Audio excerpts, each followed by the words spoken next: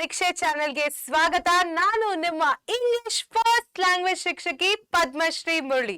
ಇವತ್ತಿನ ಕ್ಲಾಸಲ್ಲಿ ಮಕ್ಕಳೇ ನಾವು ಒಂದು ಹೊಸ ಪ್ರೋಸ್ ನ ಸ್ಟಾರ್ಟ್ ಮಾಡೋಣ. ಯಾವುದು? The girl who was on Frank. ಆಯ್ತಾ? ಸೊ ಇದನ್ನ ಬರ್ದಿದ್ದವರು ಲೂಯಿಸ್ ಡಿ ಜಾಂಗ್. ಆಯ್ತಾ? ಸೊ ಇವರು ಈ ಪರ್ಟಿಕ್ಯುಲರ್ ಎಸ್ಸೆನ ಬರ್ದಿದ್ದಾರೆ. ನಿಮ್ಮ ಟೆಕ್ಸ್ಟ್ ಬುಕ್ ಅಲ್ಲಿ ಇದು ಒಂದು ಇರುವಂತಹ ಒಂದು ಎಸ್ಸೆ ಅಂತ ನಾವು ಹೇಳ್ಬೋದು. ಅದನ್ನ ನಾನು ಲೈನ್ ಟು ಲೈನ್ ಎಕ್ಸ್ಪ್ಲೇನ್ ಮಾಡಲ್ಲ. ನಿಮ್ಗೆ ಎಕ್ಸಾಮ್ಗೆ ಹೇಗೆ ಕಲಿಬೇಕು, ಎಷ್ಟು ಎಫೆಕ್ಟಿವ್ ಆಗಿ ಕಲಿಯಕ್ ಸಾಧ್ಯನೋ ಅಷ್ಟು ಎಫೆಕ್ಟಿವ್ ಆಗಿ ನಾನು ನಿಮ್ಗೆ ಇದರಲ್ಲಿ ಎಕ್ಸ್ಪ್ಲೇನ್ ಮಾಡ್ತೀನಿ. ಹೆಂಗ್ ಮಾಡ್ತೀನಿ? ನಾನು ಈ ಪರ್ಟಿಕ್ಯುಲರ್ ಎಸ್ಸೆನ ಡಿಫ್ರೆಂಟ್ ಕ್ಯಾಟಗರೀಸ್ ಆಗಿ ಡಿವೈಡ್ ಮಾಡಿದ್ದೀನಿ. ಆಯ್ತಾ? ಆ ಇಂಪಾರ್ಟೆಂಟ್ ಪಾಯಿಂಟರ್ಸ್ ನಾನು ಈ ಕ್ಯಾಟಗರೀಸ್ ಅಲ್ಲಿ ಕವರ್ ಮಾಡ್ತೀನಿ. ಸೊ ನಿಮಗೆ ಈ ಕ್ಯಾಟಗರೀಸ್ ಮುಖಾಂತರ ಜ್ಞಾಪಕ ಇಟ್ಕೊಂಡ್ರೆ ಎಕ್ಸಾಮ್ ಅಲ್ಲಿ ಎಲ್ಲ 100% ನೀವು ಎಕ್ಸಾಮ್ ಬರೀತಿರ್ತೀರಲ್ಲ ಅವಾಗೆಲ್ಲ ಜ್ಞಾಪಕ ಬಂದ್ಬಿಡುತ್ತೆ. ಸರಿ, ನಡೀರಿ ಇವಾಗ ಸ್ಟಾರ್ಟ್ ಕೂಡ ಮಾಡೋಣ. ಸೊ ಮೊದಲನೇದಾಗಿ ಲೈಫ್ ಬಿಫೋರ್ ಸೀಕ್ರೆಟ್ ಅನೆಕ್ಸ್. ಆಯ್ತಾ? ಸೊ ಈ ಸೀಕ್ರೆಟ್ ಅನೆಕ್ಸ್ ಗಿಂತ ಮೊದಲು ನಡೆದಿರುವಂತಹ ಜೀವನದ ಬಗ್ಗೆ ಮಾತಾಡೋಣ. ಒಬ್ರು ಮನುಷ್ಯರಿದ್ರು. ಯಾರು? ಅವ್ರ ಹೆಸರೇನು? ಆಟೋ ಫ್ರಾಂಕ್ ಅಂತ. ಆಟೋ ಫ್ರಾಂಕ್ ಅವರು ಒಬ್ರು ಬ್ಯಾಂಕರ್ ಆಗಿದ್ರು. ಎಲ್ಲಿ? ಜರ್ಮನಿಯಲ್ಲಿ. ಅವರು 1925 ಅಲ್ಲಿ ಮದ್ವೆ ಕೂಡ ಆದ್ರು. ಮದ್ವೆ ಆದ್ಮೇಲೆ ಇಬ್ರು ಹೆಣ್ಮಕ್ಳಿದ್ರು ಅವ್ರಿಗೆ. ಮೊದಲನೇದಾಗಿ ಮಾರ್ಗೋ ಫ್ರಾಂಕ್, ಅವರು 1926 ಅಲ್ಲಿ ಹುಟ್ಟಿದ್ರು. ಆಮೇಲೆ ಆನಲೀಸ್ ಮೇರಿ ಅಂತ, ಅವ್ರನ್ನೇ ನಾವು ಆನ್ ಫ್ರಾಂಕ್ ಅಂತ ಕರೆಯೋದು. ಅದು ಅವಳು ಬೇಸಿಕ್ಲಿ 1929 ಅಲ್ಲಿ ಹುಟ್ಟಿದ್ಲು. ಸೊ ಮಾರ್ಗೋ ಮತ್ತೆ ಆನ್ ಫ್ರಾಂಕ್ ಅವರು ಹೇಗಿದ್ರು, ಅವರ ಕ್ಯಾರೆಕ್ಟರಿಸ್ಟಿಕ್ಸ್ ಹೇಗಿತ್ತು ಅಂತ ಕೂಡ ನಿಮ್ ಟೆಕ್ಸ್ಟ್ ಬುಕ್ ಅಲ್ಲಿ ಎಕ್ಸ್ಪ್ಲೇನ್ ಮಾಡಿದ್ದಾರೆ. ಮಾರ್ಗೋ ಏನಿದ್ಲು, ಅವಳು ತುಂಬಾ ಬುದ್ಧಿವಂತೆ ಆಗಿದ್ಲು. ಅಕಾಡೆಮಿಕ್ಸ್ ಅಲ್ಲಿ ತುಂಬಾ ಚೆನ್ನಾಗಿ ಮಾಡ್ತಿದ್ಲು. ಅವಳೊಂಥರ ಒಂದ್ ರೀತಿಯಾದ ಬುದ್ಧಿವಂತೆ ಅಂತ ನಾವು ಹೇಳ್ಬೋದು. ಎಲ್ಲಾ ಸ್ಕೂಲಲ್ಲಿ ಚೆನ್ನಾಗಿ ಪರ್ಫಾರ್ಮ್ ಮಾಡ್ತಿದ್ಲು, ಅದು ಇದು. ಬಟ್ ಆದ್ರೆ Anne Frank was a social one. ಅರ್ಥ ಆಯ್ತಾ? ಅವಳು ಜನಗಳ ಜೊತೆ ಚೆನ್ನಾಗಿ ಬೆರೀತಿದ್ಲು. ಅವಳಿಗ ಇಮೋಷನಲ್ ಒಂದು ಟಚ್ ಅನ್ನೋದು ಕೂಡ ಇತ್ತು. ಅರ್ಥ ಆಯ್ತಾ ಮಕ್ಕಳೇ? ಇವಾಗ ಮುಂದೆ ನೋಡೋಣ. ಆಟಮ್ 1933 ಅಲ್ಲಿ. ಆಯ್ತಾ? 1933 1933 ಜ್ಞಾಪಕ ಇಟ್ಕೊಳ್ಳಿ. ಆಟಮ್ ಸೀಸನ್ ಅಲ್ಲಿ ಏನಾಯ್ತು? ಹಿಟ್ಲರ್ ಬಗ್ಗೆ ನಾವೆಲ್ಲ ಕೇಳಿರ್ತೀವಲ್ಲ. ಇಲ್ಲಿ ನೋಡಿ, ಹಿಟ್ಲರ್ ಫೋಟೋ ಕೂಡ ಹಾಕಿದೀನಿ ನಾನು. ಏನ್ ಮಾಡಿದ್ರು Hitler was issuing one anti Jewish decree after another. ಒಂದಾದ್ಮೇಲೆ ಒಂದು ಆಂಟಿ ಜೂಯಿಶ್ ಡಿಕ್ರಿನ ಹಿಟ್ಲರ್ ಅವರು ಇಶ್ಯೂ ಮಾಡ್ತಿದ್ರು.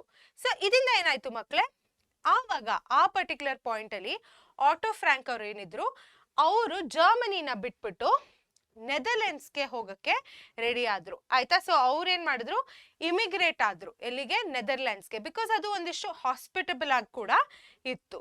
ಆಯ್ತಾ? ಅಲ್ಲಿ ಏನ್ ಮಾಡಿದ್ರು ಅವರು, ಅಲ್ಲಿ ಇವಾಗ ಅವರು ಬ್ಯಾಂಕರ್ ಆಗಿರ್ಲಿಲ್ಲ, ಅವ್ರ ಪ್ರೊಫೆಷನ್ ಕೂಡ ಚೇಂಜ್ ಆಯ್ತು. ಸೊ ಅವ್ರು ಒಂದು ಚಿಕ್ಕದಾದ ಅವ್ರದೇ ಒಂದು ಫರ್ಮ್ ನ ಸ್ಟಾರ್ಟ್ ಮಾಡಿದ್ರು, ಅವ್ರದೇ ಒಂದು ಬಿಸ್ನೆಸ್ ನ ಸ್ಟಾರ್ಟ್ ಮಾಡಿದ್ರು. ಎಲ್ಲಿ? ಆಮ್ಸ್ಟರ್ಡ್ಯಾಮ್ ಅಲ್ಲಿ. ಆಯ್ತಾ? And took in a partner mister van Dan, a fellow refugee. ಅವ್ರ ತರಾನೇ ಒಬ್ರು ಫೆಲೋ ರೆಫ್ಯೂಜಿನ ಪಾರ್ಟ್ನರ್ ಆಗಿ ಕೂಡ ಅವ್ರು ತಗೊಂಡ್ರು. ಇದು ಯಾವ ಬಿಸ್ನೆಸ್ ಆಗಿತ್ತು ಮಕ್ಕಳೇ? ಸ್ಪೈಸ್ ಬಿಸ್ನೆಸ್ ಆಗಿತ್ತು. ಆಯ್ತಾ? ನಾ ಹೇಳಿದ್ನಲ್ಲ, ಸ್ಪೈಸ್ ಟ್ರೇಡಿಂಗ್ ಬಿಸ್ನೆಸ್ ಆಗಿತ್ತು. Warm caring employer and father built secret annex on the upper floors of his office in Amsterdam for his and the Van Daan family. So ಏನಾಯ್ತು, ಇವಾಗ ಅವ್ರ ಆಫೀಸ್ ಮೇಲ್ಗಡೆನೆ ಒಂದು secret annexe ಅನ್ನೋದನ್ನ ಅವರು build ಮಾಡಿದ್ರು. ಯಾಕೆ? ಈ ಪರ್ಟಿಕ್ಯುಲರ್ ಆಂಟಿ ಜೂಯಿಶ್ ಡಿಕ್ರಿ ನಡೀತಿತ್ತಲ್ಲ ಮಕ್ಕಳು, ಯಾವುದೇ ರೀತಿಯಲ್ಲಿ ಎಮರ್ಜೆನ್ಸಿ ಸಿಚುಯೇಷನ್ ಬಂದ್ರೆ ಅವರಲ್ಲಿ ಹೋಗಿ ಬಚ್ಚಿಟ್ಕೊಳ್ಳೋದಿಕ್ಕೆ ಒಂದು ಸೀಕ್ರೆಟ್ ಅನೆಕ್ಸ್ ನ ಅವರು ಬಿಲ್ಡ್ ಮಾಡಿದ್ರು, ಅವ್ರದೇ ಒಂದು ಆಫೀಸ್ ಅಲ್ಲಿ. ಸೊ ಇಲ್ಲಿಂದ ಒಂದಿಷ್ಟು ಕ್ವೆಶನ್ಸ್ ಕೇಳೋ ತುಂಬಾ ಸಾಧ್ಯತೆ ಇದೆ. ನಾನೇನ್ ಮಾಡಿದೀನಿ ಈ ಸತಿ, ಒಂದು ಚೇಂಜ್ ಅಂದ್ರೆ, ಒಂದು ಟಾಪಿಕ್ ಕವರ್ ಮಾಡಿದ್ಮೇಲೆ ಆ ಟಾಪಿಕ್ ಇಂದ ಯಾವ ರೀತಿಯಾದ ಕ್ವೆಶನ್ಸ್ ಕೇಳ್ತಾರೋ ಅದನ್ನಲ್ಲೇ ಆಡ್ ಮಾಡಿದೀನಿ. ಆಯ್ತಾ? ಸೊ ಇಲ್ಲಿ why did Otto Frank migrate to Netherlands ಬಗ್ಗೆ ತುಂಬಾ ರೀತಿಯಾದ ಕ್ವೆಶನ್ಸ್ ಕೇಳಿದ್ದಾರೆ. 2 ಮಾರ್ಕ್ ಆಗಿರ್ಬೋದು, 1 ಮಾರ್ಕ್ ಆಗಿರ್ಬೋದು. ಇಲ್ಲಿಂದ ಈ ಕ್ವೆಶನ್ ಬರೋ ಸಾಧ್ಯತೆ ಕೂಡ ಇದೆ. ಆಯ್ತಾ? So Otto Frank decided to migrate to Netherlands. Give reason. ಯಾಕೆ ಆಟೋ ಫ್ರಾಂಕ್ ಅವರು ನೆದರ್ಲ್ಯಾಂಡ್ಸ್ಗೆ ಮೈಗ್ರೇಟ್ ಆದ್ರು, ಅದಕ್ಕೆ ಒಂದು ರೀಸನ್ ಕೊಡಿ ಅಂತ ಕೇಳಿದ್ದಾರೆ. ಇದನ್ನ ನಾ ಹೇಳ್ದಂಗೆ 1 ಮಾರ್ಕ್ ಕೇಳಿದ್ದಾರೆ ಏಪ್ರಿಲ್ 2022. ಸೊ ನಾ ಹೇಳ್ದಂಗೆ ಏನಕ್ಕೆ ಅವರು ಮೈಗ್ರೇಟ್ ಆದ್ರು, ಅದು ಒಂದು ಇಂಪಾರ್ಟೆಂಟ್ ಭಾಗ ಈ ಪರ್ಟಿಕ್ಯುಲರ್ ಸೆಗ್ಮೆಂಟ್ ಇಂದ. ಆನ್ಸರ್ ನೋಡೋಣ ಬನ್ನಿ. Otto Frank decided to migrate to the more hospitable Netherlands because Hitler was issuing one anti-Jewish decree after another in Germany. So Hitler ಹೇಗೆ ಜರ್ಮನಿಯಲ್ಲಿ ಒಂದರ ಮೇಲೆ ಒಂದು ಆಂಟಿ ಜೂಯಿಸ್ ಡಿಕ್ರಿನ ಇಶ್ಯೂ ಮಾಡ್ತಿದ್ರು, ಅದಕ್ಕೇನೆ ಅವರು ನೆದರ್ಲ್ಯಾಂಡ್ಸ್ಗೆ ಮೈಗ್ರೇಟ್ ಆದ್ರು. ಸೊ ಇದು ಇದರ ಆನ್ಸರ್. ಸೊ ಮಕ್ಕಳೇ, ಇದರ ಜೊತೆಗೆ ಮುಂದೆ ನೋಡೋಣ ಬನ್ನಿ ನಾವು. ಆಟೋ ಫ್ರಾಂಕ್ ಅವ್ರು ಏನಿದ್ರು, ನಾ ಹೇಳ್ದಂಗೆ ಮಾರ್ಗೋ ಮತ್ತೆ ಆನ್ ಫ್ರಾಂಕ್ ಏನಿದ್ರು ಅವ್ರು ತುಂಬಾ ಡಿಫ್ರೆಂಟ್ ಆಗಿದ್ರು. ನಿಮ್ ಟೆಕ್ಸ್ಟ್ ಬುಕ್ ಅಲ್ಲಿ ಅದ್ರ ಡೀಟೇಲ್ಸ್ ಕೂಡ ಕೊಟ್ಟಿದ್ದಾರೆ ಅವ್ರು ಹೇಗ್ ಡಿಫ್ರೆಂಟ್ ಅಂತ. ಸೊ ಮಾರ್ಗೋ ಫ್ರಾಂಕ್ ಅವ್ರು ಏನಿದ್ರು ಅವರು ಪ್ರಾಮಿಸಿಂಗ್ ಆಗಿದ್ರು, ಅಕಾಡೆಮಿಕ್ಲಿ ಕೂಡ ಅವ್ರು ತುಂಬಾ ಚೆನ್ನಾಗಿ ಓದೋರು ಮತ್ತೆ ಬ್ರಿಲಿಯಂಟ್, ಆಯ್ತಾ, ಬುದ್ಧಿವಂತೆ ಅಂತ ನಾವ್ ಹೇಳ್ಬೋದು. ಅದೇ ರೀತಿಲಿ ಆನ್ ಫ್ರಾಂಕ್ ಅವ್ರು ಏನಿದ್ರು ಮಕ್ಕಳೇ, ಅವರು ಇಮೋಷನಲ್ ಆಗಿದ್ರು, ಒಂದು ರೀತಿಯಾದ ಇಮೋಷನಲ್ ಟಚ್ ಇತ್ತು ಅವ್ರ ಪರ್ಸನಾಲಿಟಿಗೆ, ತುಂಬಾ ಸ್ಟ್ರಾಂಗ್ ಆಗಿದ್ರು, ಆಯ್ತಾ, ಧೈರ್ಯವಂತೆ ಆಗಿದ್ರು, strong willed and early interest in people surrounded by friends. ತುಂಬಾ ಸೋಷಿಯಲ್ ಹ್ಯೂಮನ್ ಬೀಯಿಂಗ್ ಅಂತ ನಾವ್ ಹೇಳ್ಬೋದು. ಅವ್ರ ಜನಗಳ ಜೊತೆ ಬೆರೆಯೋದು ಮತ್ತೆ ಇರೋದು ತುಂಬಾ ಇಷ್ಟ ಇರ್ತಿತ್ತು. ಯಾವಾಗ್ಲೂ ಅವ್ರ ಸುತ್ತಮುತ್ತ ಫ್ರೆಂಡ್ಸು ಇರ್ತಿದ್ರು. A real problem child, a great talker and fond of nice clothes, her father told the author. ಈ ಆಥರ್ ಅವ್ರ ಫಾದರ್ ಜೊತೆ ಮಾತಾಡುವಾಗ ಅವ್ರು ಆನ್ ಫ್ರಾಂಕ್ ನ ಡಿಸ್ಕ್ರೈಬ್ ಮಾಡ್ತಾರೆ. ಹೇಗೆ ಡಿಸ್ಕ್ರೈಬ್ ಮಾಡ್ತಾರೆ? ರಿಯಲ್ ಪ್ರಾಬ್ಲಮ್ ಚೈಲ್ಡ್ ಅಂದ್ರೆ ಅವಳು ಎಷ್ಟು ಸೋಷಲ್ ಆಗಿದ್ಲು, ಅದ್ರ ಜೊತೆ ಅವಳು ಪ್ರಾಬ್ಲಮ್ ಚೈಲ್ಡ್ ಕೂಡ ಆಗಿದ್ಲು, ಮತ್ತೆ ತುಂಬಾ ಚೆನ್ನಾಗಿ ಮಾತಾಡೋಳು, ಅಂಡ್ ಒಳ್ಳೊಳ್ಳೆ ಬಟ್ಟೆ ಅಂದ್ರೆ ಅವಳಿಗೆ ತುಂಬಾ ಇಷ್ಟ ಆಯ್ತು ಅಂತ ಕೂಡ ಅವರು ಹೇಳಿದ್ರು ಆಥರ್ಗೆ. ಸೊ ಮೇ 1940 ಏನಾಯ್ತು? So autumn 1933 Hitler anti Jewish ಡಿಕ್ರಿನ one after the other pass ಮಾಡಕ್ ಸ್ಟಾರ್ಟ್ ಮಾಡ್ದ, ಕರೆಕ್ಟಾ? 1940 ನಾಜೀಸ್ ಇನ್ವೇಡೆಡ್ ನೆದರ್ಲೆಂಡ್ಸ್. ಈ ನಾಜೀಸ್ ಅವ್ರು ಏನಿದಾರೆ ಮಕ್ಕಳೇ, ಅವ್ರು ಬರೀ ಇದಲ್ಲಿರ್ಲಿಲ್ಲ, ಇವಾಗ ನೆದರ್ಲೆಂಡ್ಸ್ಗೆ ಕೂಡ ಅವರು ಇನ್ವೇಡ್ ಮಾಡಕ್ ಸ್ಟಾರ್ಟ್ ಮಾಡಿದ್ರು. ದ ಫ್ರಾಂಕ್ಸ್ ವೆರ್ ಟ್ರಾಪ್ಡ್, ಆಯ್ತಾ, ಇವಾಗ ಫ್ರಾಂಕ್ಸ್ ಬೇರೆ ಎಲ್ಲೂ ಹೋಗಕ್ ಜಾಗ ಇರಲಿಲ್ಲ. Auto Frank realise that the time might have come when he and his family would have to go into hiding. So ಅವ್ರು ಇವಾಗ ಟ್ರ್ಯಾಪ್ ಆಗ್ಬಿಟ್ಟಿದ್ದಾರೆ. ಜ್ಞಾಪಕ ಇದೆಯಾ, ನಾನು ನಿಮ್ಗೆ ಹೇಳಿದೆ ಒಂದು ಸೀಕ್ರೆಟ್ ಅನೆಕ್ಸ್ ಅಂತ ಅವ್ರು ಬಿಲ್ಡ್ ಮಾಡಿದ್ರು ಅವ್ರ ಆಫೀಸಲ್ಲಿ ಮೇಲ್ಗಡೆ ಅಂತ. ಸೊ ಇವಾಗ ಟೈಮ್ ಬಂದಿದೆ where they had to go into hiding. They hid in his own business office. ನಾ ಹೇಳ್ದಂಗೆ ಅವ್ರ ಆಫೀಸಲ್ಲೇನೆ ಅವ್ರು ಹೈಡ್ ಮಾಡ್ತಾರೆ. A few derelict rooms on the upper floor called the annex were secretly prepared to house both the Franks and the Van Dan families. So our office, business office ಅಲ್ಲಿ ಮೇಲ್ಗಡೆ secret rooms ನ create ಮಾಡಿದ್ರು, ಅವರು build ಮಾಡಿದ್ರು. ಆ build ಮಾಡಿದ rooms ಅಲ್ಲಿ ಯಾರಿಗೋಸ್ಕರ ಬಿಲ್ಡ್ ಮಾಡಿದ್ರು? ಫ್ರಾಂಕ್ಸ್ ಅಂದ್ರೆ ಅವ್ರ ಪೂರ್ತಿ ಫ್ಯಾಮಿಲಿ, ಆಟೋ ಫ್ರಾಂಕು, ಅವ್ರ ಹೆಂಡತಿ ಮತ್ತೆ ಇಬ್ರು ಮಕ್ಕಳು ಪ್ಲಸ್ ವ್ಯಾನ್ ಡ್ಯಾನ್ ಫ್ಯಾಮಿಲಿಗೋಸ್ಕರ ಅದು ಬಿಲ್ಡ್ ಮಾಡಿದ್ದು. ಯಾಕೆ ವ್ಯಾನ್ ಡ್ಯಾನ್ ಫ್ಯಾಮಿಲಿಗೋಸ್ಕರ ಕೂಡ ಬಿಲ್ಡ್ ಮಾಡಿದ್ರು? ಬಿಕಾಸ್ ಅವರು ಆಟೋ ಫ್ರಾಂಕ್ ಜೊತೆ ಬಿಸ್ನೆಸ್ ಪಾರ್ಟ್ನರ್ ಕೂಡ ಆಗಿದ್ರು ಇವರ ಸ್ಪೈಸ್ ಟ್ರೇಡಿಂಗ್ ಬಿಸ್ನೆಸ್ ಅಲ್ಲಿ, ಆಯ್ತಾ ಮಕ್ಕಳೇ? ಸೊ ರೀಸನ್ ಫಾರ್ ಹೈಡಿಂಗ್ ಏನಾಗಿತ್ತು ಈ reason for hiding? So July 1942 ಅಲ್ಲಿ, ಅರ್ಥ ಆಯ್ತಾ, ಮೇ 1940 ಆದ್ಮೇಲೆ ನಾಜೀಸ್ ಹೇಗೆ ನೆದರ್ಲ್ಯಾಂಡ್ಸ್ ನ ಇನ್ವೇಡ್ ಮಾಡಿದ್ರು, 2 ವರ್ಷ ಆಲ್ಮೋಸ್ಟ್ 2 ಇಯರ್ಸ್ಗಿಂತ ಒಂದ್ 2 ತಿಂಗಳು ಹೆಚ್ಚಿಸ್ಕೊಂಡು ನಾವು ಹೇಳ್ಬೋದು, ಇನ್ ಜುಲೈ 1942 ಅಲ್ಲಿ ಮಾರ್ಗೋ ಫ್ರಾಂಕ್ಗೆ ಏನೋ ಬಂತು. ಏನ್ ಬಂತು? She was called up for deportation. ಅವಳಿಗೆ ಒಂದು ಲೆಟರ್ ಬಂತು. ಏನ್ ಲೆಟರ್ ಬಂತು? ಬಂದು ನೀನು ಈ ಕಾನ್ಸಂಟ್ರೇಷನ್ ಕ್ಯಾಂಪ್ ನ ಜಾಯಿನ್ ಆಗು ಅಂತ ಒಂದು ಲೆಟರ್ ಬಂತು. ಆವಾಗ ಅವ್ರಿಗೆ ಗೊತ್ತಾಯ್ತಲ್ಲ ಇನ್ನೇನ್ ಡೇಂಜರ್ ಬರ್ತಿದೆ ಹತ್ರ ಅಂತ ಗೊತ್ತಾಗಿದ ತಕ್ಷಣ they went into hiding. ಅರ್ಥ ಆಯ್ತಾ ಮಕ್ಕಳೇ? ಆಮೇಲೆ ಎಷ್ಟು ಜನ ಅಲ್ಲಿ ಹೈಡ್ ಮಾಡ್ತಿದ್ರು? ಸೊ ನಮ್ಮ ಫ್ರಾಂಕ್ ಫ್ಯಾಮಿಲಿಲಿ 4 ಜನ, ವ್ಯಾನ್ ಡ್ಯಾನ್ ಫ್ಯಾಮಿಲಿಲಿ 3 ಜನ, ಮತ್ತೆ ಅವರ ಜೊತೆ ಜೂಯಿಶ್ ಡೆಂಟಿಸ್ಟ್ ಒಬ್ರು ಕೂಡ ಇದ್ರು. ಸೊ 8 ಜನ ಆ ರೂಮ್ಗಳೇನ್ ಬಿಲ್ಡ್ ಮಾಡಿದ್ರು ಸೀಕ್ರೆಟ್ ಅನೆಕ್ಸ್ ಅಂತ ಅಲ್ಲಿ ಇದ್ರು. ಅರ್ಥ ಆಯ್ತಾ ಮಕ್ಕಳೇ? ಸೊ ಯಾಕೆ, what is the reason behind them to go and hide? Because Margot Frank got called up for deportation, ಆಯ್ತಾ? ಸೊ ಅವಳಿಗೆ ಯಾವುದೋ ಕಾನ್ಸಂಟ್ರೇಷನ್ ಕ್ಯಾಂಪ್ ಹೋಗಿ ಜಾಯಿನ್ ಆಗುವಂತ ಒಂದು ನೋಟಿಸ್ ಬಂದಾಗ ಇವರೆಲ್ಲ ಹೈಡಿಂಗ್ಗೆ ಹೋಗ್ತಾರೆ. ಸೊ ಇಲ್ಲಿ ತನಕ ದೇರ್ ಲೈಫ್ ಬಿಫೋರ್ ಅನೆಕ್ಸ್ ಅಂತ ಹೇಳ್ಬೋದು ನಾವು. ಇವಾಗ ನೋಡೋಣ. ಸೊ ನಾವು ಈ ಪರ್ಟಿಕ್ಯುಲರ್ ನೀವು ಡೈರಿ ಆಫ್ ಆನ್ ಫ್ರಾಂಕ್ ಅಂತ ಕೂಡ ಕೇಳಿರ್ಬೋದಲ್ವಾ? ಸೊ ಅದೊಂದು ದೊಡ್ಡ ಬುಕ್ ಕೂಡ, ತುಂಬಾ ಫೇಮಸ್ ಬುಕ್. ನಿಮ್ಗೆ ಯಾವತ್ತಾದ್ರೂ ಚಾನ್ಸ್ ಸಿಕ್ಕಿದ್ರೆ ಖಂಡಿತ ಓದಿ ಅದನ್ನ. ಬಟ್ ಮಕ್ಕಳೇ, ಆನ್ ಏನಿದ್ಲು ಅವಳು ಅವಳ ಲೈಫಿನ ಸುಮಾರು ಇನ್ಸ್ಟೆನ್ಸಸ್ ನ ರೆಕಾರ್ಡ್ ಮಾಡಕ್ ಸ್ಟಾರ್ಟ್ ಮಾಡಿದ್ಲು. ಅರ್ಥ ಆಯ್ತಾ? ಸೊ ನೀವೇ ಅನ್ಕೊಳ್ಳಿ, ನಿಮ್ಗೆ ಬರೆಯೋ ಅಭ್ಯಾಸಗಳಿದ್ರೆ ನೀವು ನಿಮ್ಮ ಡೈರಿ ಇಟ್ಕೊಂಡಿರ್ತೀರಲ್ಲ, ಆ ಡೈರಿಲಿ ನಿಮ್ಮ ಪರ್ಸನಲ್ ಲೈಫು, ನಿಮ್ ಜೀವನದಲ್ಲಿ ಏನೇನಾಗುತ್ತೆ ಎಲ್ಲ ಬರೀತೀರಲ್ಲ, ಹಂಗೆ ಆನ್ ಫ್ರಾಂಕ್ ಕೂಡ. ಸೊ ಇವಾಗ ಆನ್ ಫ್ರಾಂಕ್ ಡೈರಿ ಅದ್ರ ಬಗ್ಗೆ ಡಿಸ್ಕಸ್ ಮಾಡೋಣ, ಮತ್ತೆ ಅವರು ಹೈಡಿಂಗ್ ಹೋದಾಗ ಅವ್ರ ಜೀವನ ಹೆಂಗಿತ್ತು ಅಂತ ಕೂಡ ಡಿಸ್ಕಸ್ ಮಾಡೋಣ.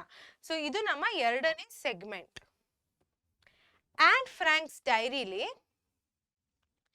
a dairy gifted on Anne Frank's 13th birthday, ಅವಳ 13ನೇ ಹುಟ್ಟು ಹಬ್ಬದ ದಿನ ಅವಳಿಗೆ ಈ ಪರ್ಟಿಕ್ಯುಲರ್ ಡೈರಿ ಗಿಫ್ಟ್ ಸಿಕ್ಕಿದ್ದು ಆಯ್ತಾ. ಸೊ ಆ ಡೈರಿ ಮುಗಿದ್ಮೇಲೆ ಅವಳು ಕಂಟಿನ್ಯೂ ಮಾಡಿದ್ಲು ಬರೆಯೋದನ್ನ. ಎಲ್ಲಿ? ಅವಳು ಆರ್ಡಿನರಿ ಎಕ್ಸಸೈಸ್ ಬುಕ್ ಅಲ್ಲಿ ಬರೆದ್ಲು, ಮತ್ತೆ ಮಾರ್ಗೋಸ್ ಕೆಮಿಸ್ಟ್ರಿ ಎಕ್ಸಸೈಸ್ ಬುಕ್ ಅಲ್ಲಿ ಕೂಡ ಅವಳು ಬರೆಯೋಕೆ ಕಂಟಿನ್ಯೂ ಮಾಡಿದ್ಲು. ಸೊ ಏನಿತ್ತುಪ್ಪ ಈ ಡೈರಿಲಿ, ಯಾಕಿದಷ್ಟು ಫೇಮಸ್ ಆಯ್ತು, ಏನೇನನ್ನ ಅವಳು ರೆಕಾರ್ಡ್ ಮಾಡಿದ್ಲು ಈ ಡೈರಿಲಿ ಅಂತ ನೋಡೋಣ. ಸೊ ಇದು ತುಂಬಾ ಫ್ರೀಕ್ವೆಂಟ್ ಆಗಿ ಕೇಳಿರುವಂತಹ ಪ್ರಶ್ನೆ ಮಕ್ಕಳೇ, 3, 4, 2 ಮಾರ್ಕ್ ಕೂಡ ಕೇಳ್ಬೋದು.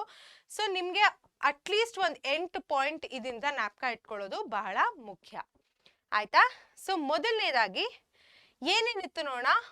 Honest delicate record of an adolescent girl's thoughts and feelings.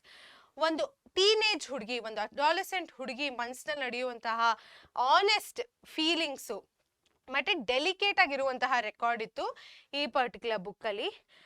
Annexe ಅಲ್ಲಿ ನಡೆದಿರುವಂತಹ ಟೆನ್ಷನ್ಸು ಮತ್ತೆ ಕ್ವಾರಲ್ಸು ಅದನ್ನ ಕೂಡ ಅವಳು ರೆಕಾರ್ಡ್ ಮಾಡಿದ್ಲು. About her trust in her wise father and grief with her mother because she felt misunderstood. ಅವಳ ತಂದೆ ತಾಯಿ ಜೊತೆ ಇವಳು ಯಾವ ರೀತಿಯಾದ ರಿಲೇಶನ್ಶಿಪ್ ಶೇರ್ ಮಾಡ್ತಿದ್ಲು ಅಂತ ರೆಕಾರ್ಡ್ ಮಾಡಿದ್ಲು. ಹೇಗೆ ಅವಳ ಫಾದರ್ ಮೇಲೆ ಇವಳಿಗೆ ಅಷ್ಟು ಟ್ರಸ್ಟ್ ಇತ್ತು, ಬಟ್ ಅದೇ ರೀತಿಲಿ ಅವಳ ಅಮ್ಮನ ಜೊತೆ ಅವಳಿಗಷ್ಟು ಒಂದು ಮಿಸ್ಅಂಡರ್ಸ್ಟ್ಯಾಂಡಿಂಗ್ ಇರೋದ್ರಿಂದ ಅವಳಿಗೆ ದುಃಖ ಆಗ್ತಿತ್ತು. ಅವಳ ಒಂದು ರಿಲೇಶನ್ಶಿಪ್ ಅವ್ರ ಅಮ್ಮನ ಜೊತೆ ಹೇಗಿದೆ ಅದನ್ನ ನೋಡಿ ಅವಳಿಗೆ ದುಃಖ ಕೂಡ ಆಗ್ತಿತ್ತು. ಅದ್ರ ಬಗ್ಗೆ ಎಲ್ಲ ಬರ್ದಿದ್ಲು ಅವಳು ಈ ಡೈರಿಲಿ. Her first kiss with Van Dan's 17-year-old son, help from Meep and other typist. So Meep ಅನ್ನೋ ಟೈಪಿಸ್ಟ್ ನಾವು ಸುಮಾರು ಸತಿ ನೋಡ್ತೀವಿ, ತುಂಬಾ ಇಂಪಾರ್ಟೆಂಟ್ ರೋಲ್ ಕೂಡ ಪ್ಲೇ ಮಾಡಿದ್ಲು ಮೀಪು ಅವಳ ಜೀವನದಲ್ಲಿ. ಸೊ ಅವ್ರ ಬಗ್ಗೆ ಮತ್ತೆ ಅವ್ರು ಹೇಗೆ ಇವ್ರನ್ನ ಹೆಲ್ಪ್ ಮಾಡಿದ್ರು ಅದ್ರ ಬಗ್ಗೆ ಎಲ್ಲ ಅವಳು ಬರ್ದಿದ್ಲು ಈ ಪರ್ಟಿಕ್ಯುಲರ್ ಡೈರಿಲಿ. ಸೊ ಮಕ್ಕಳೇ, ನಾನಿಲ್ಲಿ ಮೊದಲನೇ 4 ಪಾಯಿಂಟ್ನ ಆಗ್ಲೇ ಡಿಸ್ಕಸ್ ಮಾಡಿದೆ ನಿಮ್ಮ ಹತ್ರ. ಇವಾಗ 5ನೇ ಪಾಯಿಂಟ್ಗೆ ಹೋಗೋಣ. 5ನೇ ಪಾಯಿಂಟ್ ಕೂಡ ನಾವು ಡಿಸ್ಕಸ್ ಮಾಡಿದ್ವಿ, ಹರ್ first kiss with van Dan 17-year-old ಸನ್ ಆಯ್ತಾ. ಸೊ ಅವಳ ಪರ್ಸನಾಲಿಟಿನ ಎಕ್ಸ್ಪ್ರೆಸ್ ಮಾಡಬೇಕು ಅಂದ್ರೆ ಅವಳನ್ನೇ ಒಂದು ಬರ್ಡ್ಗೆ ಕಂಪೇರ್ ಮಾಡ್ತಾಳೆ ಆಯ್ತಾ. ಅವಳು ಎಷ್ಟು ಚೆನ್ನಾಗಿ ಅವಳ ಸಿಚುಯೇಷನ್ನ ಒಂದು ಮೆಟಫರ್ ಯೂಸ್ ಮಾಡ್ಕೊಂಡು ಡಿಸ್ಕ್ರೈಬ್ ಮಾಡ್ತಾಳೆ.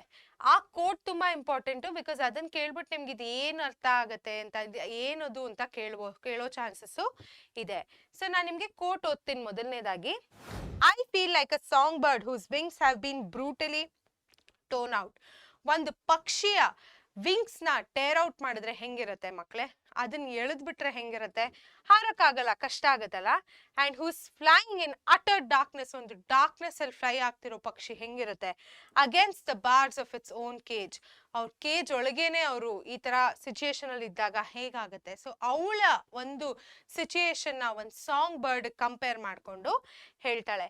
She wrote when she was isolated from the outside world for nearly 16 months. ಅವಳು ಯಾವಾಗ 16 ತಿಂಗಳು ಔಟ್ಸೈಡ್ ವರ್ಲ್ಡ್ ಇಂದ ಐಸೋಲೇಟ್ ಆಗ್ಬಿಟ್ಟಿದ್ಲು, ಅವಳನ್ನೇ ಒಂದು ಪಕ್ಷಿ ಜೊತೆ ಕಂಪೇರ್ ಮಾಡ್ಕೊಂಡು ಇದನ್ನ ಹೇಳ್ತಾಳೆ.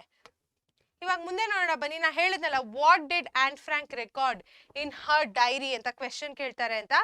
ಅದೇ ಇದು. ಇಲ್ಲಿ ನಾನು ಹಾಕಿರೋ ಕ್ವೆಶನ್ ಅಲ್ಲಿ 2 ಮಾರ್ಕ್ಸ್. ಸೊ ಇಲ್ಲಿ ಒಂದು 4 ಪಾಯಿಂಟ್ ನಾನು ಬರ್ದಿದ್ದೀನಿ. 3 ಮಾರ್ಕ್ಸ್ಗೆ 4 ಮಾರ್ಕ್ಸ್ಗೆ ಪಾಯಿಂಟ್ಸ್ನ ಹೆಚ್ಚಿಸ್ಕೊಂಡು ನೀವು ಬರಿಬೇಕಾಗುತ್ತೆ. ಅರ್ಥ ಆಯ್ತಾ? ಮ್ಯಾಕ್ಸಿಮಮ್ ಅಟ್ಲೀಸ್ಟ್ ಒಂದು 8 ಪಾಯಿಂಟ್ ನಿಮ್ ಜ್ಞಾಪಕ ಇಟ್ಕೊಳ್ಳೋದು ಇಂಪಾರ್ಟೆಂಟ್ ಕೂಡ. Anne Frank's diary was a delicate record of an adolescent girl's thoughts and feelings. She wrote about her life in the annex with its tensions and quarrels, her trust in her father, the grief due to her misunderstandings with her mother, and about her first kiss with the 17-year-old son of the Van Dan family. So ಅದರ ಜೊತೆಗೆ ನೀವು ಆ coat ಕೂಡ ಬರಿಬಹುದು. So points ಹೆಚ್ಚಿಸ್ಕೊಂಡು ಹೋಗಿ, ಅದು important ಕೂಡ. So 2 ಮಾರ್ಕ್ಸ್ಗೆ ನಾನು 4 point ಬರ್ದಿದ್ದೀನಿ, 3 ಮಾರ್ಕ್ಗೆ 6 points ಬರಿಬೋದು ನೀವು, 4 ಮಾರ್ಕ್ಸ್ಗೆ 8 ಪಾಯಿಂಟ್ ಕೂಡ ಬರಿಬೋದು. ಸೊ ಇದನ್ನ ಜ್ಞಾಪಕ ಇಟ್ಕೊಳ್ಳಿ, ನಿಮ್ಗೆ ಹೆಲ್ಪ್ ಆಗುತ್ತೆ ಆಯ್ತಾ. ಇವಾಗ ಮುಂದೆ ನೋಡೋಣ ಮಕ್ಕಳೇ. Capture and life in concentration camp. So ನಾವು ಆಗ್ಲಿಂದ ಕಾನ್ಸಂಟ್ರೇಷನ್ ಕ್ಯಾಂಪ್ ಬಗ್ಗೆ ಮಾತಾಡ್ತಿದೀವಲ್ವಾ. ಸೊ ಅಲ್ಲಿ ಹೇಗಿತ್ತು ಇವರ ಜೀವನ ಮತ್ತೆ ಹೇಗೆ ಇವರು ಅದಕ್ಕೆ ಕ್ಯಾಪ್ಚರ್ ಆದ್ರು ಅಂತ ಕೂಡ ನೋಡೋಣ ಬನ್ನಿ.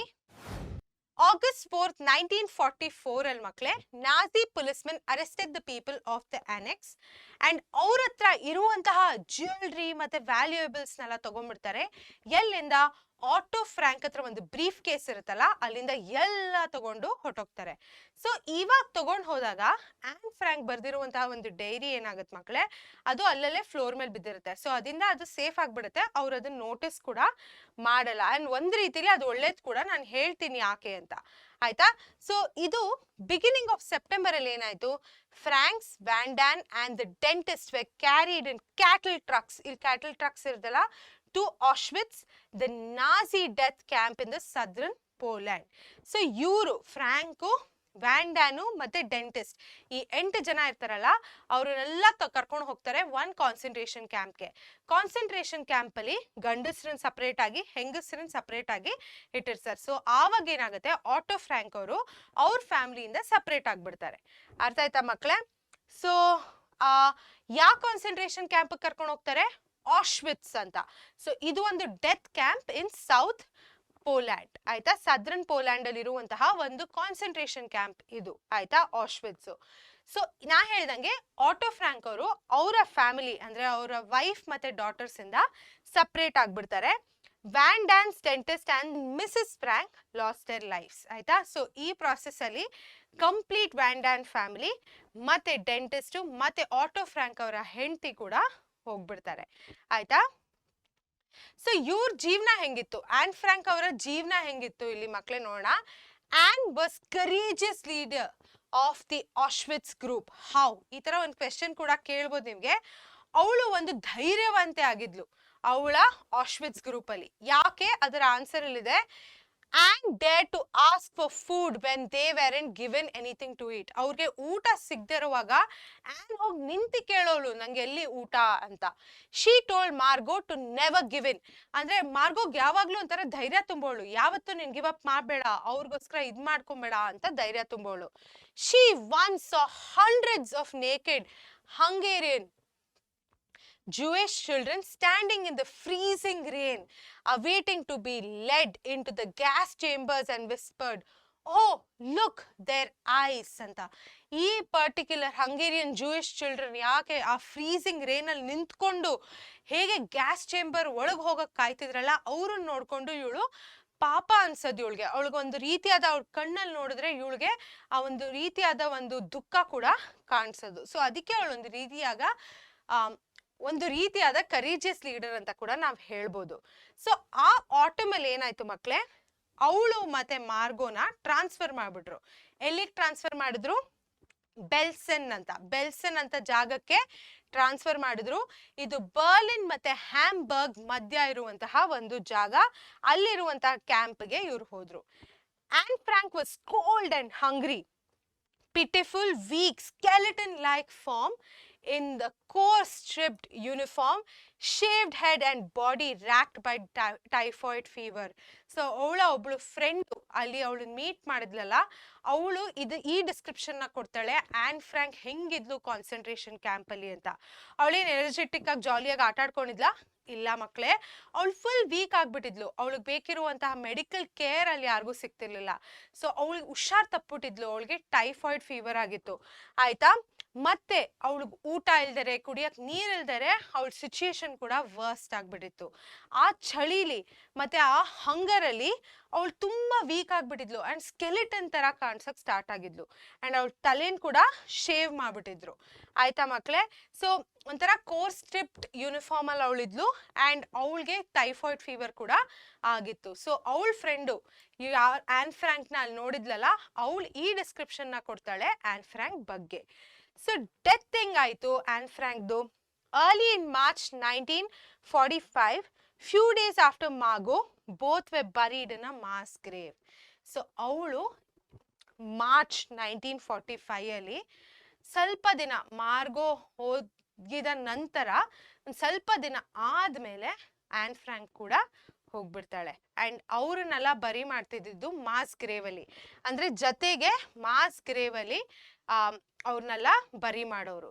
ಸೊ ಈ ಪ್ರಾಸೆಸ್ ಅಲ್ಲಿ ಅವ್ರನ್ನ ಕೂಡ ಮಾಸ್ ಗ್ರೇವ್ ಅಲ್ಲಿ ಬರಿ ಮಾಡಿದ್ರು. ಸೊ ಇದು ಅವಳ ಡೆತ್ ಬಗ್ಗೆ. ಸರಿ, ನಡೀರಿ ಮಕ್ಕಳೇ, ಇವಾಗ ಕ್ವೆಶ್ಚನ್ ನೋಡೋಣ. What glimpses of Nazi cruelty did the Frank family experience? ಯಾವ ರೀತಿಯಾದ ನಾಜಿ ಕ್ರುಯಾಲಿಟಿನ ಫ್ರಾಂಕ್ ಫ್ಯಾಮಿಲಿ ಅವರು ಎಕ್ಸ್ಪೀರಿಯನ್ಸ್ ಮಾಡಿದ್ರು ಅಂತ ಕೇಳಿದ್ದಾರೆ. ಇದು 4 ಮಾರ್ಕ್ ಕೇಳಿದ್ರು ನಿಮ್ಮ ಏಪ್ರಿಲ್ 2018 ಕ್ವೆಶ್ಚನ್ ಪೇಪರ್ ಅಲ್ಲಿ. ನಾನು ಇದು ಕಂಪ್ಲೀಟ್ ಆಗಿ ಎಕ್ಸ್ಪ್ಲೇನ್ ಮಾಡಿದ್ದೀನಿ, ಸೊ ಓದಿ ಹೇಳ್ತೀನಿ.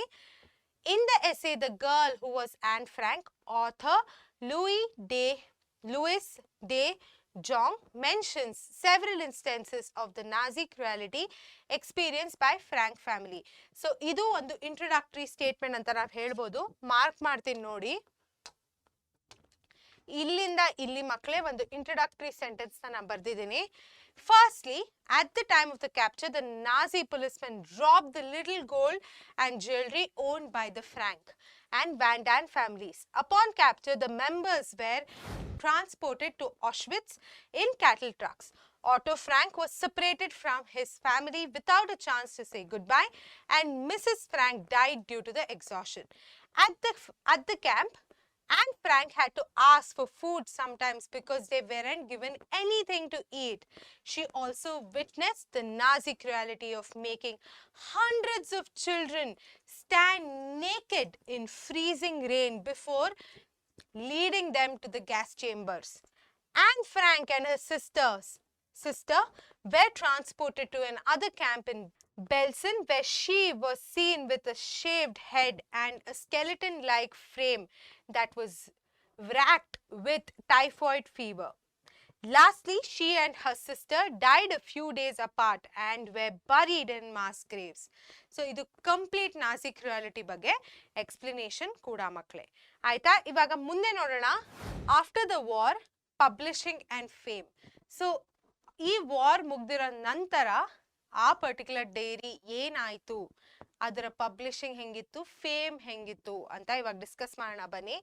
ಸೊ ಮೊದಲನೇದಾಗಿ ಮಕ್ಕಳೇ, ನಾವು ಇಲ್ಲಿ ತನಕ ನೋಡಿರೋ ಸೆಗ್ಮೆಂಟ್ಸ್ ತುಂಬಾ ಇಂಪಾರ್ಟೆಂಟು, ಇದು ಕೂಡ ಇಂಪಾರ್ಟೆಂಟು. ಸೊ ಆಟೋ ಫ್ರಾಂಕ್ ಅವ್ರು ಏನಿದ್ರು, he was the only surviving member of the Frank family. So Margao ಮತ್ತೆ ಆನ್ ಫ್ರಾಂಕ್ ಅವರು ಹೋಗ್ಬಿಟ್ರು, ಮತ್ತೆ ಇನಿಷಿಯಲಿ ಫಸ್ಟೇನೆ ಮಿಸಸ್ ಫ್ರಾಂಕ್ ಕೂಡ ಹೋಗ್ಬಿಟ್ಟಿದ್ರು. ಆಯ್ತಾ? ಸೊ ಅವರು 1945 ಅಲ್ಲಿ ರಷ್ಯನ್ಸ್ ಬಂದು ಅವ್ರನ್ನ ಫ್ರೀ ಕೂಡ ಮಾಡಿದ್ರು. ಮೀಪ್, ನಾ ಹೇಳಿದ್ನಲ್ಲ ಈ ಒಂದು ಟೈಪಿಸ್ಟ್ ಒಬ್ಳಿದ್ಲು ಅಂತ, Meep gave them the diary. So ಅಲ್ಲಿ ಬಿದೋಗಿರುತ್ತಲ್ಲ ಡೈರಿ ಪೀಸಸ್ ಎಲ್ಲ, ಮೀಪ್ ತಗೊಂಡು ಅವಳ ಹತ್ರ ಇಟ್ಕೊಂಡಿರ್ತಾಳೆ. ಯಾವುದೇ ರೀತಿಲಿ ಮೀಪ್ ಅದನ್ನು ಓದಲ್ಲ. ಅವಳು ಆಕ್ಚುಲಿ ಕಾಯ್ತಿರ್ತಾಳೆ ಆನ್ ವಾಪಸ್ ಬಂದ್ರೆ ಆನ್ಗೆ ಕೊಡ್ಬೇಕು ಅಂತ, ಬಟ್ ಅವಳಿಗೆ ಗೊತ್ತಾಗತ್ತಲ್ವಾ, ಆಮೇಲೆ ಆಟೋ ಫ್ರಾಂಕ್ಗೆ ಕೊಡ್ತಾಳೆ. When they learned that Anne Frank had died, Otto Frank took several weeks to finish reading it as he kept breaking down. So ಒಂದು ತಂದೆಗೆ ಹೆಂಗೆ ಅನ್ಸುತ್ತಲ್ಲ, ಒಂದು ಮಕ್ಕಳು ಮತ್ತೆ ಅವ್ನ ಕಂಪ್ಲೀಟ್ ಫ್ಯಾಮಿಲಿ ಸತ್ತೋಗಿತ್ತು. ಸೊ ಅದಕ್ಕೆ ಅವ್ನು ಓದೋವಾಗ ತುಂಬಾ ದುಃಖದಿಂದ ಓದ್ತಾ ಇರ್ತಾನೆ. ಆ್ಯಂಡ್ ಸೆವೆರಲ್ ವೀಕ್ಸ್ ತಗೊಂಡ ಈ ಪರ್ಟಿಕ್ಯುಲರ್ ಡೈರಿನ ಓದೋದಕ್ಕೆ. ಓದ್ತಾ has to break down multiple times. ಆಯ್ತಾ? ಸೊ ಮಿಸ್ಟರ್ ಫ್ರಾಂಕ್ ಅವ್ರು ಏನಿದ್ರು ಮಕ್ಕಳೇ, ಅವ್ರು ಇದನ್ನು ಓದಿದ ನಂತರ ಸುಮಾರು ಟೈಪ್ ಕಾಪೀಸ್ನ ಮಾಡಿದ್ರು for his mother in Switzerland and his friends. A friend who was a professor of modern history wrote an article about it in a Dutch newspaper. So ಅವನು ಓದಿದ ನಂತರ ಅವನ ಅಮ್ಮನಿಗೋಸ್ಕರ ಒಂದು ಕಾಪಿ ಮಾಡಿಸ್ತಾನೆ, ಪ್ಲಸ್ ಸುಮಾರು ಫ್ರೆಂಡ್ಸ್ಗೆ ಮಾಡಿಸ್ತಾನೆ. ಅದರಲ್ಲಿರುವಂತಹ ಒಬ್ಬರು friend who was a professor of modern history, ಅವರು ಇದರ ಬಗ್ಗೆ ಒಂದು ಆರ್ಟಿಕಲ್ನ ಕೂಡ ಬರೆದಿದ್ರು. ಯಾವ್ದಲ್ಲಿ? ಡಚ್ ನ್ಯೂಸ್ ಪೇಪರ್ ಅಲ್ಲಿ. ಸೊ ಇದು ಡಚ್ ಎಡಿಷನ್. ಸೊ ಇದು ಒಂದು ರೀತಿಯಾದ ಜನಗಳಿಗೆ ಗೊತ್ತಾಗಬೇಕು, ಈ ಒಂದು ಸ್ಟೋರಿ ಅಥವಾ ಒಂದು ಜರ್ನಿ ಎಲ್ಲರಿಗೂ ಗೊತ್ತಾಗಬೇಕು ಅಂತ ಗೊತ್ತಾಗಿದ ತಕ್ಷಣ ಸುಮಾರು ಲ್ಯಾಂಗ್ವೇಜಸ್ ಅಲ್ಲಿ ಇದನ್ನ ಒಂದು ಟ್ರಾನ್ಸ್ಲೇಟ್ ಕೂಡ ಮಾಡಿದ್ರು. ಆ್ಯಂಡ್ 2 ರೀತಿಯಾದ ರಿಸೆಪ್ಷನ್ ಕೂಡ ಇತ್ತು. ಸ್ವಲ್ಪ ಜನ ಅಂದ್ರು ಇದು ನಿಜ ಅಲ್ಲ, ಇದು ಹೆಂಗ್ ನಿಜ ಆಗತ್ತೆ ಅಂತ, ಬಟ್ ಮೆಜಾರಿಟಿ ಆಫ್ ದೆಮ್ ಇದನ್ನ ಎಕ್ಸೆಪ್ಟ್ ಮಾಡಿದ್ರು, ನಿಜ ಅಂತ ಕೂಡ ಒಪ್ಕೊಂಡ್ರು. ಸೊ ಡಚ್ ಎಡಿಷನ್ ಏನಿದೆ ಮಕ್ಕಳೇ, ಅದು ಸುಮಾರು 1,50,000 ಕಾಪೀಸ್ ಸೋಲ್ಡ್ ಆಗಿತ್ತು. ಬ್ರಿಟಿಷ್ ಅಂಡ್ ಜಾಪನೀಸ್ ಎಡಿಷನ್ ಅಲ್ಲಿ ಆಲ್ಮೋಸ್ಟ್ 2.5 ಲಕ್ಷ ಕಾಪೀಸ್ ಸೇಲ್ ಮಾಡಿದ್ರು. ಯುನೈಟೆಡ್ ಸ್ಟೇಟ್ಸ್ ಎಡಿಷನ್ ಅಲ್ಲಿ 4,35,000 ಕಾಪೀಸ್ ಸೋಲ್ಡ್ ಔಟ್ ಆಗಿತ್ತು.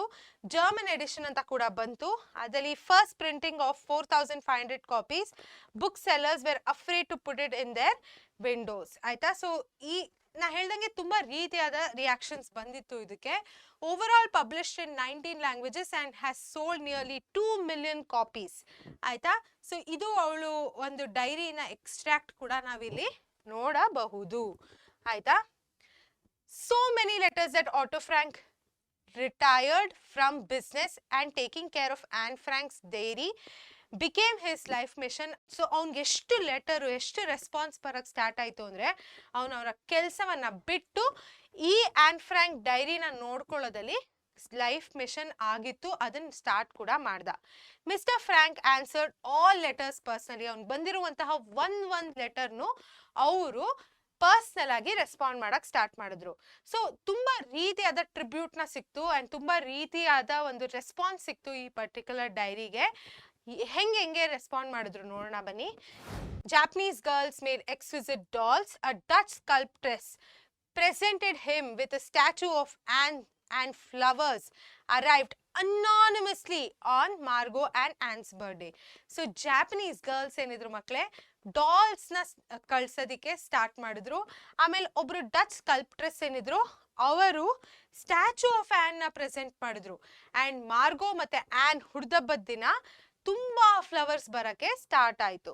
ಆ ಬ್ರಿಟಿಷ್ ಹೆಡ್ ಮಿಸ್ಟ್ರೆಸ್ ಅವನಿಗೆ ಬರೆದ್ಲು. ಏನಂತ ಬರೆದ್ಲು? It must be a source of deep joy to you in all your sorrow to know that Anne's brief life is in the deepest sense only just the beginning. So ಅವಳು ಈ particular letter ಅಲ್ಲಿ ಕೂಡ ಹೇಳ್ತಾಳೆ, ನಿನಗೆ ಎಷ್ಟು ಖುಷಿ ಆಗಬಾರ್ದು ಈ ಇಷ್ಟು ದುಃಖದಲ್ಲಿ.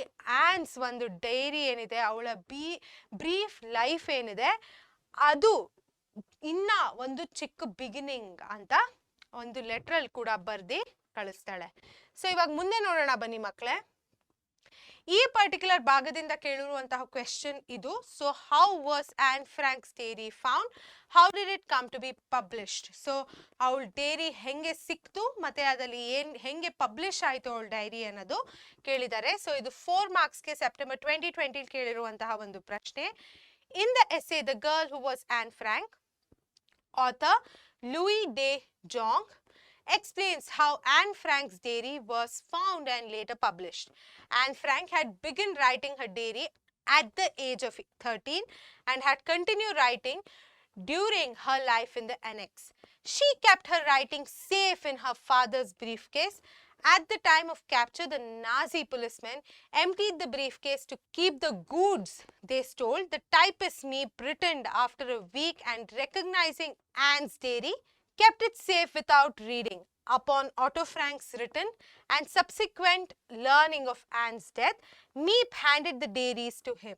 A typed copy of the diary was read by a professor of modern history who dedicated an article to it in a Dutch newspaper. Anne had written about her wish to publish her diary. This, along with persuasion by his friends, led to Otto Frank publishing his daughter's diary. ಹೇಗೆ ಅದು ಸಿಕ್ತು ಮತ್ತೆ ಯಾವ ರೀತಿಯಾದ publishing ನಡೀತು, ಯಾರು ಅವನನ್ನು convince ಮಾಡಿದ್ದು, ಆ್ಯಂಡ್ ಇನಿಷಿಯಲಿ ಅವ್ರ ಟೈಪ್ ಕಾಪೀಸ್ ಯಾರ್ಯಾರು ಕಳಿಸಿದ್ರು, ಅದನ್ನೆಲ್ಲ ಈ ಪರ್ಟಿಕ್ಯುಲರ್ ಆನ್ಸರಲ್ಲಿ ಮೆನ್ಷನ್ ಮಾಡಿದ್ದೀನಿ. So other adaptations, reception, fame and impact. So ಮಕ್ಕಳೇ ಇವಾಗ ಈ ಒಂದು ಬರೀ ಪಬ್ಲಿಕೇಶನ್ಸ್ ಆಗಿ ಹೋಗಲಿಲ್ಲ, ಬಟ್ ಸುಮಾರು ಪ್ಲೇಸಲ್ಲಿ ಇದನ್ನು ಆ್ಯಕ್ಟ್ ಔಟ್ ಮಾಡೋಕ್ಕೆ ಸ್ಟಾರ್ಟ್ ಮಾಡಿದ್ರು, ಅವ್ರ ಸ್ಟೋರಿನ ಕನ್ವೆ ಮಾಡೋಕ್ಕೆ ಸ್ಟಾರ್ಟ್ ಮಾಡಿದ್ರು. ಮತ್ತೆ ಹೇಗೆ ರಿಸೆಪ್ಷನ್ ಇತ್ತು ಈ ಪರ್ಟಿಕ್ಯುಲರ್ ಪ್ಲೇನ, ಮತ್ತೆ ಹೇಗೆ ಫೇಮ್ ಸಿಕ್ತು, ಅದರ ಇಂಪ್ಯಾಕ್ಟ್ ಏನಿತ್ತು ಅಂತ ನೋಡೋಣ ಬನ್ನಿ. Made into a play by Francis Goodrich and Albert Hackett. ಇದನ್ನ 1956 ಮತ್ತೆ 1957 ಸೀಸನ್ ಏನಿತ್ತು ಮಕ್ಕಳೇ, 20 ಡಿಫ್ರೆಂಟ್ ಕಂಟ್ರೀಸ್ ಅಲ್ಲಿ ಈ ಪರ್ಟಿಕ್ಯುಲರ್ ಪ್ಲೇನ ಎನಾಕ್ಟ್ ಮಾಡಿದ್ರು ಆ್ಯಂಡ್ ಆಲ್ಮೋಸ್ಟ್ 2 million ಪೀಪಲ್ ಇದನ್ನ ನೋಡಿದ್ರು. ಆಯ್ತಾ? ಆ್ಯಂಡ್ ಲಂಡನ್ ಅಲ್ಲಿ ಫೀನಿಕ್ಸ್ ಥಿಯೇಟರ್ ಅಂತ ಒಂದಿದೆ, ಅಲ್ಲಿ 6 ತಿಂಗಳು ಈ ಪರ್ಟಿಕ್ಯುಲರ್ ಪ್ಲೇ ಕೂಡ ರನ್ ಆಯಿತು. ಇದಕ್ಕೆ ಪುಲಿಟ್ಸರ್ ಪ್ರೈಸ್ ಕೂಡ ಸಿಕ್ತು ಫಾರ್ ದಿಸ್ ಪರ್ಟಿಕ್ಯುಲರ್ ಡ್ರಾಮಾ. ಆಯ್ತಾ? ಸೊ ಈ ಪ್ಲೇನ ಡೀಟೇಲ್ಸ್ ಏನಿತ್ತು ಮಕ್ಕಳೇ, 8 ಬ್ರೀಫ್ ಸೀನ್ಸ್ ಇತ್ತು ಈ ಪರ್ಟಿಕ್ಯುಲರ್ ಪ್ಲೇ ಅಲ್ಲಿ. ಯಾವುದೇ ರೀತಿಯಾದ ನಾಜೀಸ್ನ ತೋರಿಸ್ಲಿಲ್ಲ ಅವರು ಸ್ಟೇಜ್ ಮೇಲೆ. There jackboots were heard storming upstairs to raid the hiding place in the end. Close of the epilogue, only Anne's father was on the stage. Or Anne father na karsi nilsidru at the end of the epilogue. Aita? He told how he received news that his wife and daughters had died. He opens Anne's theory to a certain passage, and a young confident voice was heard. In spite of everything, I still believe that people are really good at heart. So ಅವನು at the end ಹೇಗೆ ಅವರು ಅವ್ರ ಫ್ಯಾಮಿಲಿನ ಕಳ್ಕೊಂಡ್ಬಿಟ್ರು ಅಂತ ಒಂದು ಹೇಳ್ತಾರೆ.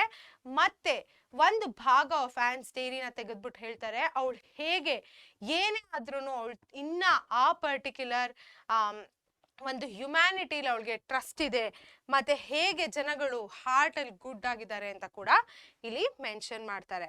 ಆಯ್ತಾ? So ಈ particular ಪ್ಲೇನ reception ಹೆಂಗಿತ್ತು, ಜನ ಇದನ್ನ ಹೆಂಗೆ ರಿಸೀವ್ ಮಾಡಿದ್ರು ಅಂತ ನೋಡೋಣ. ಸೊ ಇದು basically it opened simultaneously in 7 German cities, received by packed audience heavy with remorse. In Dusseldorf, audience didn't go out during the interval. ಒಂದು ಒಳ್ಳೆ ರೀತಿಯಲ್ಲಿ ಈ ಪರ್ಟಿಕ್ಯುಲರ್ ಪ್ಲೇನ ರಿಸೀವ್ ಮಾಡಿದ್ರು. ನಾ ಹೇಳ್ದಂಗೆ 7 German cities ಅಲ್ಲಿ ಕಾನ್ಸಿಕ್ಯೂಟಿವ್ಲಿ ಅಂದ್ರೆ ಸೈಮಲ್ಟೇನಿಯಸ್ಲಿ ಇದು ಸ್ಟಾರ್ಟ್ ಆಯ್ತು. ಮತ್ತೆ ಜನಗಳು ಇಂಟರ್ವಲ್ ಟೈಮಲ್ಲಿ ಕೂಡ ಬಿಟ್ಟು ಹೋಗ್ತಿರ್ಲಿಲ್ಲ.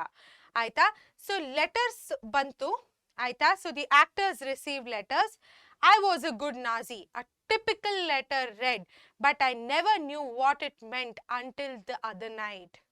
Otto Frank received letters signed by the entire classes of German school children. The letters told him that Anne's dairy had opened their eyes to the viciousness of racial persecution. So, ಹೇಗೆ racial persecution ಒಂದು ಜನಗಳ ಲೈಫ್ನ impact ಮಾಡಿದೆ ಅಂತ ಒಂದು ದಿಕ್ಕನ್ನ ತೋರಿಸ್ತು ಈ particular dairy ಅಂತ ಕೂಡ ಅವರು ಹೇಳ್ತಾರೆ. Turned into a film by 20th Century Fox. ಆಯ್ತಾ? ಅದನ್ನ ಫಿಲಮ್ ಆಗಿ ಕೂಡ ಮಾಡಿದ್ರು 20th Century Fox ಅವರು. ಸೊ ಇದ್ರ ಜೊತೆಗೆ ಟ್ರಿಬ್ಯೂಟ್ಸ್ನ ನೋಡೋಣ. ಯಾವ ರೀತಿಯಾದ ಟ್ರಿಬ್ಯೂಟ್ ಸಿಕ್ತು ಆನ್ ಫ್ರಾಂಕ್ಗೆ. So all royalties were devoted to humanitarian causes. So ಅವ್ರಿಗೆ ಯಾವುದೇ ರೀತಿಯಾದ ದುಡ್ಡು ಅಥವಾ ಏನೇ ಸಿಕ್ಕಿದ್ರು ಅದು ಒಂದು ಜನಗಳಿಗೆ ಒಳ್ಳೇದಾಗುವಂತಹ ಒಂದು ಕಾಸ್ಗೆ ಡಿವೋಟ್ ಮಾಡಿದ್ರು. ಯಾರು? ಆಟೋ ಫ್ರಾಂಕ್ ಅವರು. ಬಿಕಾಸ್ ಆನ್ ಫ್ರಾಂಕ್ ಕೂಡ ಅದೇ ಬೇಕಿತ್ತು. In West Berlin and Anne Frank home was open, devoted to social work for young people. Simple ಆಗಿದೆ ಅಲ್ಲ? ವೆಸ್ಟ್ ಬರ್ಲಿನ್ ಅಲ್ಲಿ ಒಂದು ಆನ್ ಫ್ರಾಂಕ್ ಹೋಮ್ ಅನ್ನೋದನ್ನ ಸ್ಟಾರ್ಟ್ ಮಾಡಿದ್ರು. ಅಲ್ಲಿ ಸೋಷಿಯಲ್ ವರ್ಕ್ನ ಮಾಡೋರು for young people. The people of Berlin had chosen her name to symbolize the spirit of racial and social tolerance. ಹೆಂಗೆ ನಾವು ಭಾರತ ದೇಶದಲ್ಲಿ ಮಹಾತ್ಮ ಗಾಂಧಿ ಅವ್ರನ್ನ ನಾನ್ ವೈಲೆನ್ಸ್ ಮೂವ್ಮೆಂಟ್ಗೆ ಅಸೋಸಿಯೇಟ್ ಮಾಡ್ತೀವೋ, ಹಾಗೆ ಆನ್ ಫ್ರಾಂಕ್ನ ರೇಷಿಯಲ್ ಆ್ಯಂಡ್ ಸೋಷಿಯಲ್ ಟಾಲರೆನ್ಸ್ ಜೊತೆ spirit of racial and social tolerance ಜೊತೆ associate ಮಾಡಕ್ಕೆ ಸ್ಟಾರ್ಟ್ ಮಾಡಿದ್ದಾರೆ. In Germany an organisation was set up named after Anne Frank to combat remaining vestige of anti-Semitism. So ಯಾವುದೇ ರೀತಿಯಾದ ಒಂದು ಆಂಟಿ-ಸೆಮಿಟಿಸಮ್ against ಹೋರಾಡೋದಕ್ಕೋಸ್ಕರ ಒಂದು organisation setup ಆಗಿತ್ತು ಜರ್ಮನಿಯಲ್ಲಿ. ಮತ್ತೆ in Vienna money was collected for Anne Frank forest to be planted in Israel. So ವಿಯನಾಲಿ ಇಸ್ರೇಲಲ್ಲಿ ಒಂದು ಆನ್ ಫ್ರಾಂಕ್ ಫಾರೆಸ್ಟ್ನ ಪ್ಲಾಂಟ್ ಮಾಡೋದಕ್ಕೋಸ್ಕರ ದುಡ್ಡನ್ನ ಕಲೆಕ್ಟ್ ಮಾಡಿದ್ರು. ಮಾರ್ಚ್ 1957 ಅಲ್ಲಿ ಏನಾಯ್ತು ಮಕ್ಕಳೇ?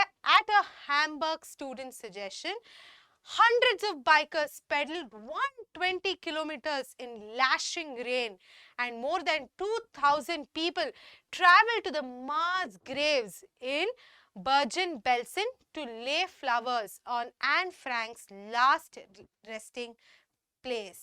ಆಯ್ತಾ? ಸೊ ಆನ್ ಫ್ರಾಂಕ್ಸ್ ಹೇಗೆ ಮಾಸ್ ಗ್ರೇವ್ ಏನಿತ್ತು ಮಕ್ಕಳೇ, ಆನ್ ಫ್ರಾಂಕ್ ಮತ್ತೆ ಮಾರ್ಗೋ ಫ್ರಾಂಕ್ ಗ್ರೇವ್ನ ವಿಸಿಟ್ ಮಾಡೋದಕ್ಕೆ ಸುಮಾರು 2,000 ಜನಗಳು ಬಂದಿದ್ರು.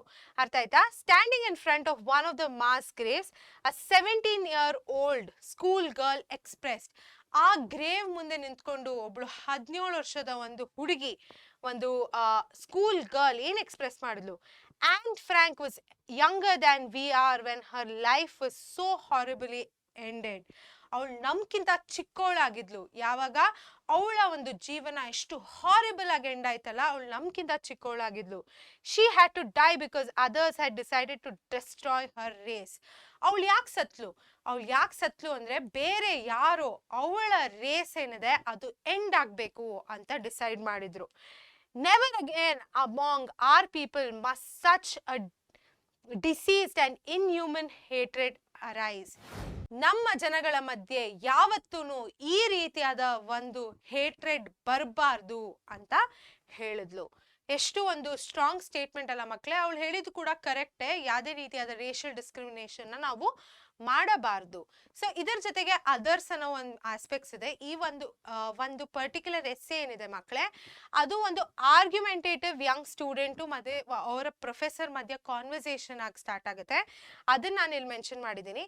And how do you know that the human race is worth saving? ನಿಮ್ಗೆ ಹೆಂಗೆ ಗೊತ್ತು ಹ್ಯೂಮನ್ ರೇಸ್ನ ನಾವು ಸೇವ್ ಮಾಡಬೇಕು ಅಂತ ಈ ಆರ್ಗ್ಯುಮೆಂಟೇಟಿವ್ ಯಂಗ್ ಸ್ಟೂಡೆಂಟ್ ಕೇಳ್ತಾನೆ ಅವರ ಪ್ರೊಫೆಸರ್ಗೆ. ಸೊ ಅವ್ರ ಪ್ರೊಫೆಸರ್ ಏನಂತಾರೆ, I have read an Fronx theory ಅಂತ ಹೇಳ್ತಾರೆ. An Fronx life is indeed only a beginning. ಅವಳದು ಒಂದು ಜೀವನ ಏನಿದೆ ಮಕ್ಕಳೇ, ಅದೊಂದು ಇವಾಗ ಶುರು ಆಗ್ತಿದೆ. She carries the message of courage and tolerance all over the world. She lives even after death. ಒಂದು ಬುದ್ಧಿವಂತಿಕೆ, ಒಂದು ಧೈರ್ಯವಾಗಿ ಹೇಗೆ ಜೀವನ ಮಾಡಬೇಕು, ಒಂದು ಟಾಲರೆನ್ಸ್ನ ಹೇಗೆ ತೋರಿಸ್ಬೇಕು ಅಂತ ಆ್ಯನ್ ಫ್ರಾಂಕ್ ನಮಗೆ ತೋರಿಸ್ತಾಳೆ. ಆ್ಯಂಡ್ ಅವಳು ಇವತ್ತಿಗೂ ಜೀವಂತವಾಗಿದ್ದಾಳೆ ಸಾವು ಆದ್ಮೇಲೂ ಕೂಡ ಅಂತ ಈ ಪರ್ಟಿಕ್ಯುಲರ್ ಪ್ರೊಫೆಸರು ಹೇಳ್ತಾರೆ. ಸೊ ಇದರ ಜೊತೆಗೆ ಮಕ್ಕಳೇ ಈ ಪರ್ಟಿಕ್ಯುಲರ್ ಎಕ್ಸ್ಪ್ಲನೇಷನ್ ವಿಡಿಯೋಯಿಂದ ಅಂತ್ಯಕ್ಕೆ ಬಂದಿದ್ದೀವಿ. ಈ ಪರ್ಟಿಕ್ಯುಲರ್ ವಿಡಿಯೋ ಜೊತೆ ನಾನು ಒಂದು ಡಾಕ್ಯುಮೆಂಟ್ನ ಅಟ್ಯಾಚ್ ಮಾಡಿದ್ದೀನಿ. ಅದರಲ್ಲಿ a girl who was Anne Frank ಇದ್ದಾಳಲ್ಲ, ಆ ಪರ್ಟಿಕ್ಯುಲರ್ ಎಸ್ಸೇನ ಪೂರ್ತಿ ಸಮ್ಮರಿ ಹಾಗೂ ನಾವು ಟೆಕ್ಸ್ಟ್ ಬುಕ್ ಕ್ವೆಶನ್ಸ್ ಮತ್ತು ನಿಮ್ಮ ಪ್ರೀವಿಯಸ್ ಕ್ವೆಶನ್ ಪೇಪರಲ್ಲಿ ಕೇಳಿರುವಂಥ ಎಲ್ಲ ಕ್ವೆಶನ್ಸ್ನ ಸಾಲ್ವ್ ಮಾಡಿ ಹಾಕಿದ್ದೀವಿ. ಮತ್ತೆ ಮಕ್ಕಳೇ ಈ ಪರ್ಟಿಕ್ಯುಲರ್ ವಿಡಿಯೋ ನೋಡಿದ ನಂತರ ನಿಮಗೆ ಹೆಲ್ಪ್ ಆಗಿದೆ ಅಂತ ಅನ್ಕೊಂತೀನಿ. ಸೊ ಖಂಡಿತ ನಮ್ಮ ಪರೀಕ್ಷೆ ಚಾನೆಲ್ನ ಸಬ್ಸ್ಕ್ರೈಬ್ ಮಾಡಿ.